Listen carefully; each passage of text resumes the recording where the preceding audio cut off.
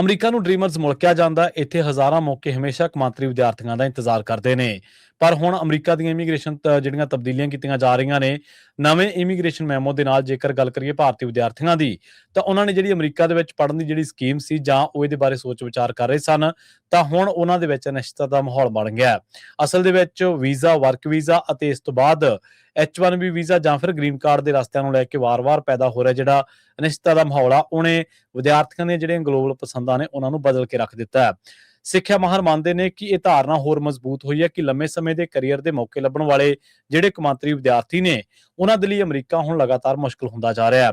ਦਰਅਸਲ ਜਿਹੜੇ ਸਿੱਖਿਆ ਮਾਹਰ ਨੇ ਭਾਰਤ ਦੇ, ਉਹ ਮੰਨਦੇ ਨੇ ਕਿ ਹੁਣ ਅਮਰੀਕਾ ਦੀ ਬਜਾਏ ਜਿਹੜੇ ਭਾਰਤੀ ਵਿਦਿਆਰਥੀ ਨੇ ਜਾਂ ਕੌਮਾਂਤਰੀ ਵਿਦਿਆਰਥੀ ਨੇ, ਉਹਨਾਂ ਦੀ ਜਿਹੜੀ ਪਸੰਦ ਆ ਉਹ ਯੂਰਪੀ ਮੁਲਕ ਬਣਨ ਲੱਗੇ ਨੇ। ਇਹਨਾਂ ਮੁਲਕਾਂ ਦੇ ਵਿੱਚ ਖਾਸ ਤੌਰ ਤੇ ਜਿਹੜੀ ਗੱਲ ਆ ਉਹ ਵਧੇਰੇ ਸੁਰੱਖਿਅਤ ਇਮੀਗ੍ਰੇਸ਼ਨ ਪ੍ਰਣਾਲੀਆਂ ਨੇ ਤੇ ਪੜ੍ਹਾਈ ਤੋਂ ਬਾਅਦ ਕੰਮ ਕਰਨ ਦੇ ਸਪਸ਼ਟ ਮੌਕੇ ਨੇ। ਇਹਨਾਂ ਦੇ ਵਿੱਚ ਜਰਮਨੀ, ਆਇਰਲੈਂਡ ਅਤੇ ਫਰਾਂਸ ਤੇ ਨੀਦਰਲੈਂਡ ਅਜਿਹੇ ਮੁਲਕਾਂ ਦੇ ਵਿੱਚ ਸ਼ੁਮਾਰ ਨੇ ਜਿਨ੍ਹਾਂ ਦੇ ਵਿੱਚ ਵਿਦਿਆਰਥੀਆਂ ਦੀ ਦਿਲਚਸਪੀ ਜ਼ਿਆਦਾ ਵੱਧ ਰਹੀ ਹੈ। ਆਪਾਂ ਨੂੰ ਪਤਾ ਹੈ ਕਿ ਕੈਨੇਡਾ ਨੇ ਪਹਿਲਾਂ ਇਮੀਗ੍ਰੇਸ਼ਨ ਦੀਆਂ ਪਾਲਿਸੀਜ਼ ਸਖਤ ਕੀਤੀਆਂ ਤੇ ਕੈਨੇਡਾ ਨੇ ਇਸ ਵੇਲੇ ਦੱਸਿਆ ਹੈ, ਇਹ ਐਲਾਨ ਕੀਤਾ ਹੋਇਆ ਕਿ 32,000 ਬੰਦਾ ਕੱਢ ਦੇਣਾ। ਅਮਰੀਕਾ ਦੇ ਵਿੱਚ ਵੀ ਇਮੀਗ੍ਰੇਸ਼ਨ ਦੇ ਖਾਸ ਤੌਰ ਤੇ ਜੇ ਗੱਲ ਕਰੀਏ ਜਿਹੜੀ ਗੈਰ ਕਾਨੂੰਨੀ ਪ੍ਰਵਾਸ ਆ, ਉਸ ਮਾਮਲੇ ਦੇ ਵਿੱਚ ਅਮਰੀਕਾ ਨੇ ਬਹੁਤ ਜ਼ਿਆਦਾ ਸਖਤੀ ਕੀਤੀ ਹੋਈ ਹੈ। ਇਸ ਤੋਂ ਪਹਿਲਾਂ ਵੀ ਜਿਹੜੇ ਭਾਰਤੀ ਵਿਦਿਆਰਥੀ ਯੂਕਰੇਨ ਦੇ ਵਿੱਚ ਪੜ੍ਹ ਰਹੇ ਸਨ, ਰੂਸ ਯੂਕਰੇਨ ਜੰਗ ਕਰਕੇ ਉਹਨਾਂ ਦੀਆਂ ਵੀ ਮੁਸ਼ਕਲਾਂ ਵੱਧ ਚੁੱਕੀਆਂ ਨੇ।